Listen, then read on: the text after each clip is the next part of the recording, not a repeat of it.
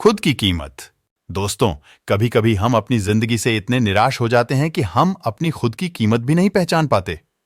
जिंदगी के उतार चढ़ाव और अपने आसपास के लोगों के रवैये से हम लोग हताश हो जाते हैं, लेकिन हमें अपने जीवन की कीमत पता होनी चाहिए।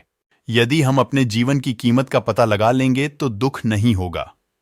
ऐसा ही एक प्रसंग मैं आपके सामने लेकर आया हूं, जिसमें कि एक निराश व्यक्ति को उसके जीवन की कीमत का पता चल जाता है। एक समय की बात है, एक व्यक्ति अपने जीवन से हताश, निराश, उदास बैठा था और बार बार भगवान से प्रार्थना कर रहा था कि मैंने ऐसा क्या कर्म किया है जिसकी वजह से मैं इतना दुखी हूं।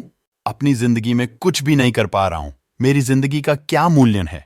तभी अचानक भगवान उसके सामने प्रकट हो जाते हैं और वह भगवान के चरणों में शीश नवाकर प्रार्थना करता है कि हे प्रभु, मैं अपनी जिंदगी से बहुत थक चुका हूं। मैं बहुत निराश हूं। मैं हार चुका हूं। प्रभु, बताइए, मेरे इस जीवन का क्या मूल्य है। तू भगवान उसे कहते हैं कि निराश मत हो, यह लो, मैं तुम्हें एक पत्थर देता हूं। जाओ, इसकी कीमत पता करके आओ, पर ध्यान रखना कि तुम्हें इसे बेचना नहीं है, सिर्फ कीमत पता करनी है। जब तुम इस पत्थर की कीमत पता कर लोगे, तब तुम अपने जीवन की कीमत भी जान लोगे। भगवान की बात सुनकर वह आदमी उस पत्थर को अपनी जेब में डालकर वहां से बाजार की तरफ चल पड़ता है। बाजार पहुंचने पर सबसे पहले उसके सामने एक सब्जी की दुकान आती है, तो वह पत्थर उस सब्जी वाले को दिखाकर पूछता है कि भैया, क्या ये पत्थर तुम खरीदोगे? और अगर खरीदोगे तो इसके कितने पैसे दोगे?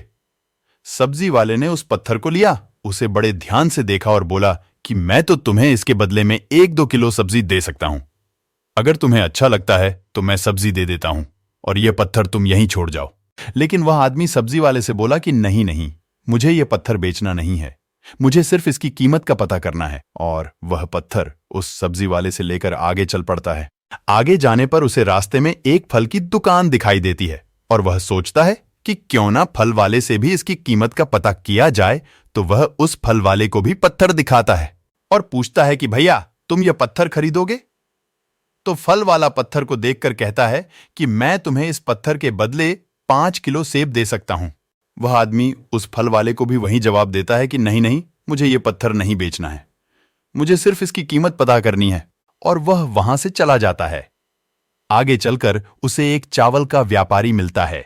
वह आदमी उस व्यापारी को भी पत्थर दिखाकर उसे उसकी कीमत पता करना चाहता है। तो व्यापारी उस पत्थर को देखकर इस आदमी से कहता है कि इसके बदले मैं तुम्हें 100 किलो चावल दे सकता हूं। तो वह आदमी उसको भी मना कर देता है और कहता है कि मुझे सिर्फ इसकी कीमत पता करनी है, धन्यवाद, और उस पत्थर को लेकर आगे चल पड़ता है। आगे जाकर बाजार में वह एक सुनार की दुकान पर पहुंचता है और सुनार को वह पत्थर दिखाकर उसकी कीमत पूछता है। सुनार उस पत्थर को बड़े ध्यान से देखता है और कहता है कि मैं तुम्हें इस पत्थर के 2 करोड़ रुपए दे सकता हूं।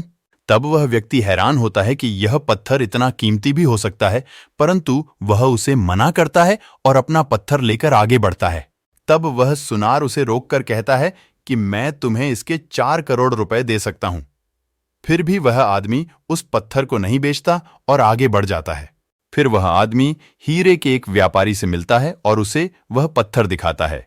हीरे का व्यापारी उस पत्थर को एक मलमल के कपड़े पर रखता है और उसे बड़े गौर से देखकर उस आदमी से पूछता है कि यह पत्थर तुम्हें कहां से मिला?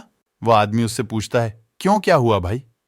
हीरे का व्यापारी उससे कहता है कि यह पत्थर तो अनमोल है, इसे खरीदने की हैसियत मुझ में तो क्या इस दुनिया के किसी भी व्यापारी में नहीं है। यदि इस दुनिया की सारी संपत्ति भी इसकी कीमत में लगा दी जाए तो भी कम होगी। मैं इसे खरीद नहीं सकता।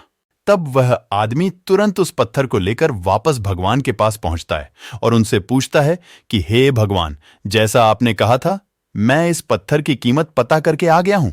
वह भगवान से कहता है कि मैंने आपका काम तो कर दिया है, अब आप कृपा करके मुझे मेरे जीवन का मूल्य भी बताइए। तब भगवान उस आदमी से कहते हैं कि मुझे मालूम है, तुमने यह पत्थर पहले सब्जी वाले को दिखाया, फल वाले को दिखाया, फिर सुनार को, चावल के व्यापारी को, सुनार को और अंत में हीरे के व्यापारी को दिखाया। सब ने अपने अपने हिसाब से इस पत्थर की कीमत बताई, परंतु हीरे के व्यापारी ने जो कीमत इस पत्थर की बताई, वही कीमत तुम्हारे जीवन की है। इसका मतलब तुम्हारा जीवन अनमोल है, इसका कोई मूल्य नहीं है। दुनिया की सारी संपत्ति भी तुम्हारा जीवन नहीं खरीद सकती। तुम्हें निराश होने की जरूरत नहीं। क्योंकि दुनिया में जितने लोग भी तुम्हारा मूल्यांकन करेंगे वह अपनी अपनी क्षमता और जानकारी के अनुसार करेंगे, तुम्हारे हिसाब से नहीं।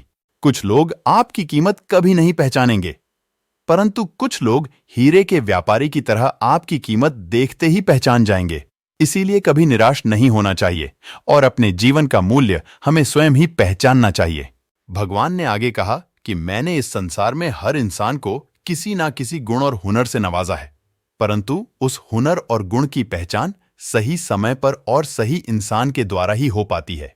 इसीलिए निराश ना होकर हमेशा अपने कर्म और मेहनत के पथ पर आगे बढ़ते रहना चाहिए। परिस्थितियों से घबराकर निराश नहीं होना चाहिए, सदा प्रसन्न रहना चाहिए, क्योंकि सही समय आने पर कोई ना कोई आपकी सही कीमत जरूर पहचान जाएगा। धन्यवाद दोस्तों, कृपया हमें बताएं कि आपको ये कहानी कैसी लगी और कृपया इसे लाइक, शेयर और चैनल को सब्सक्राइब जरूर करें, जिससे हमें आपके लिए इस प्रकार की कहानी लाने के लिए प्रोत्साहन मिलेगा।